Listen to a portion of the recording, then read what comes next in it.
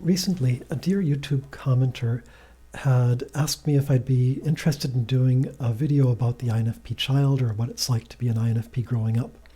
And I thought about it and at first said no. If you've seen some of my older videos, I like to do these cute little storytelling sessions or just other sorts of nonsense and tomfoolery. And growing up as an INFP child hits a little bit too close to home, and it's stuff that I don't really care to think about. But then I looked around at some of the other channels, figuring that somebody else had already talked about this at length, and there really isn't much out there about growing up as an INFP. So I've been giving this a lot of thought, and I've tried a bunch of different formats. I've even written out an entire script and had this whole idea of putting something really formal together, and I didn't like it. So now I'm back to square one, and I will try and provide some sort of summary, and it'll be enmeshed with my own experiences as an INFP child.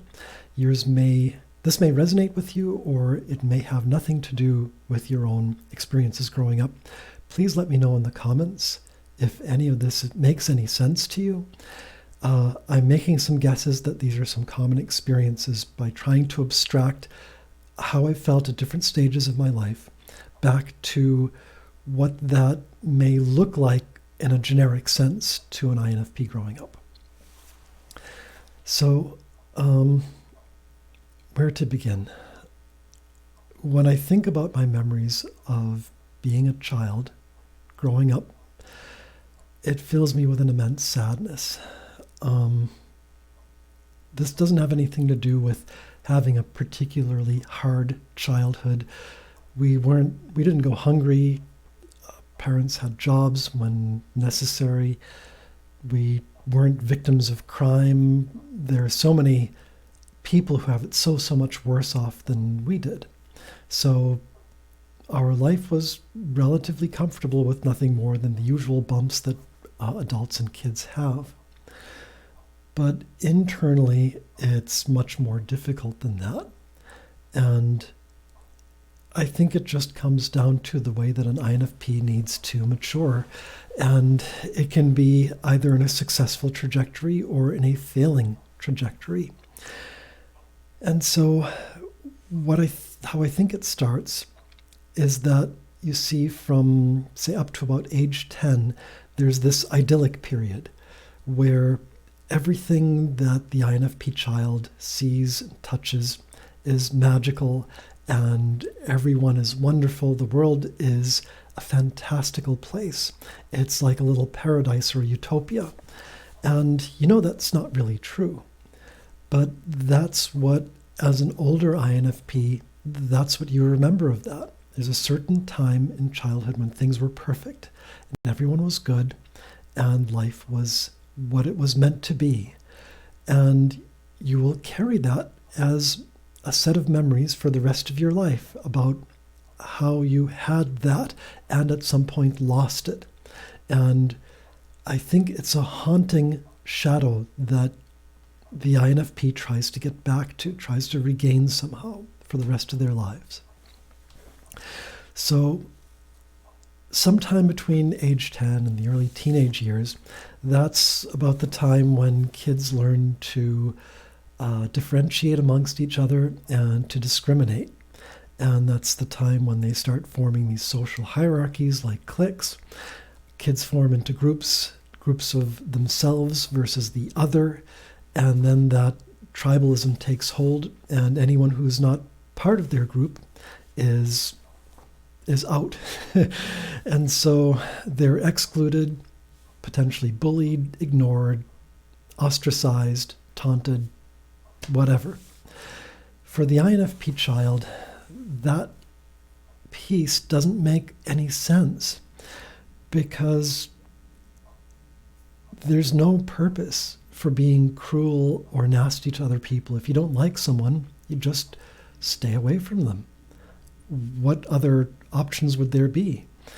And similarly, it doesn't make any sense that a bunch of kids would gang up on one person because of their being called awkward or slow, or they dress funny, or even more insignificant stuff.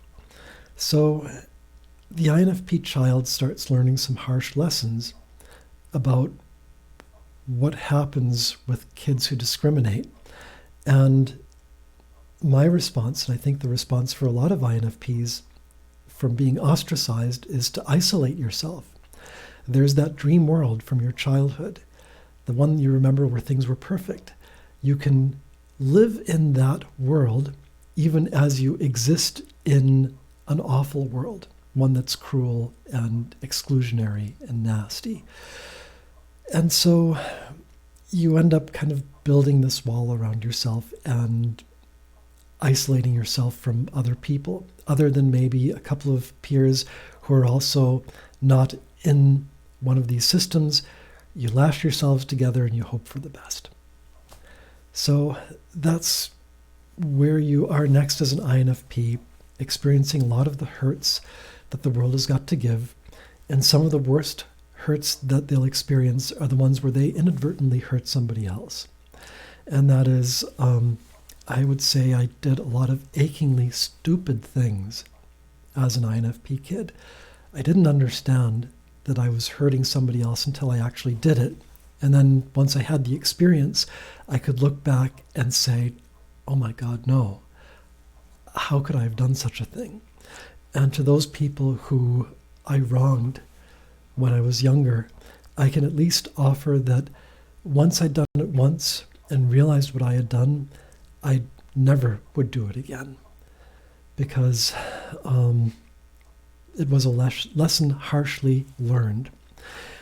And these lessons go on until the INFP's 20s. That is, the INFP matures slowly. The trouble being that a lot of the travails, the hurts and the pains, especially those inflicted on others, those are the ones that you remember.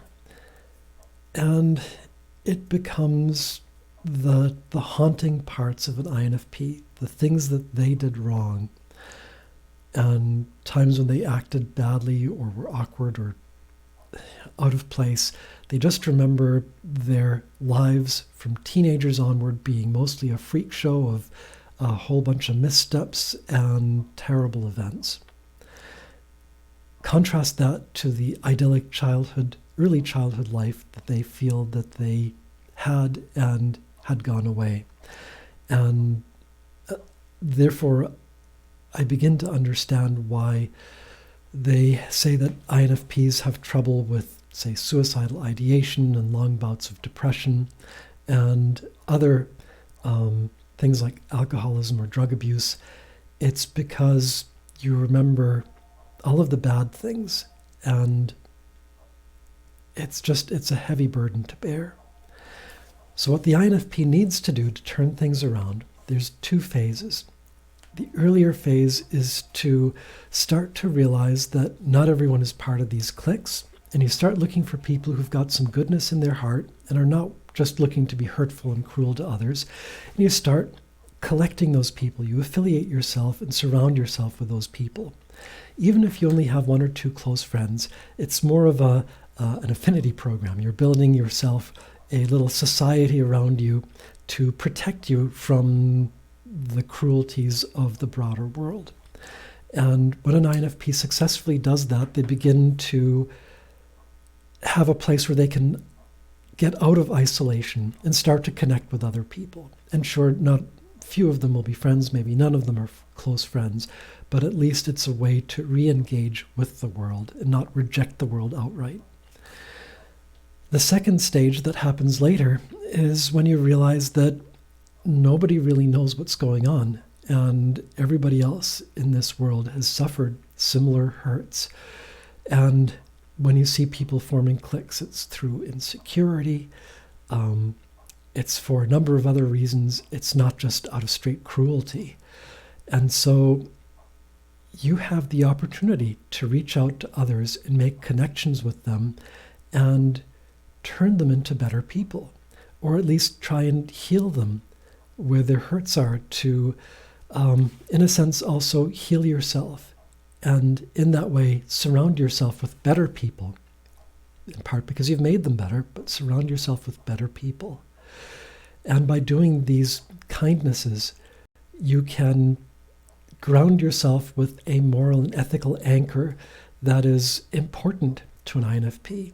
You have to feel relevant to the world and feel as if there's some moral grounding for your existence. And that is one of the ways to do it, to find out that everybody's in need of help. And yeah, you can't help everyone, you can't rescue everyone, but you can have a place in this world to do good for the needs of other people. Now, it's just a matter of where you decide to concentrate those efforts. So that's a path I see to the maturity for an INFP. And yes, you will always see that childhood perfect world as something that you want to bring into existence. You may have different ideas of how to do that or what that world was comprised of that you need to bring into this modern world, but this is a direction and a goal you can have kind of in your soul, if nothing else. And notice that I didn't say anything about picking a good career or finding a good life partner or having satisfaction in many other dimensions. Those are all things that come later. I think this is one of the foundational bases that the INFP needs to figure out as they go from childhood into adulthood. What they do with all of the painful memories that they're stuck with and this idyllic, if false, image of what their early childhood was like, to create something in their adulthood that allows them to, if not relive the childhood experience, create or move toward an image that is closer to what they want the world to be like. Everybody may have a different idea what that world is, but you can move toward that better good. And so that's where I think are kind of the stages of the INFP growth. And if you're an INFP parent, I think the best that you can do for your child is what you do for any introvert, which is just give them plenty of space. Don't force them into a lot of extracurricular structure. Give them chores as you wish. Please don't get angry when they screw things up, because they're going to screw stuff up. They're going to take things too literally or not understand. And then give them maybe supplies to allow them to express their creativity. It doesn't have to be anything fancy. And give them opportunities to mix with different groups of peers without putting them on the spot that they have to perform in some way.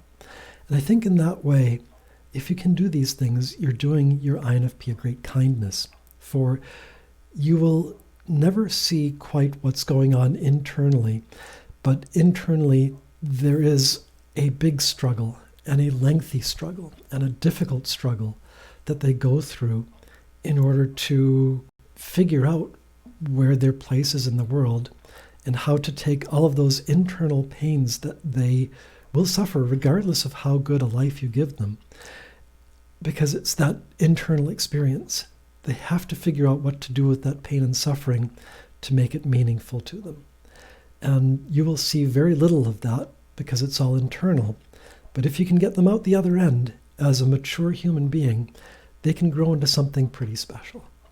So if you're still here at the end of this, thanks for your time and attention. And I hope this has been valuable. Again, please leave a comment. Doing a lot of spitballing here on the basis of what I've read and my own experiences, mostly trying to validate whether or not any of this is going to resonate. I hope it does. And I hope that if you're an INFP who is younger, I can guarantee you it does get better. It's a long road, but it does get better. And if you're an INFP adult, well, I hope that you came out of this feeling healthy and mature and able to help others in the world in order to help yourself.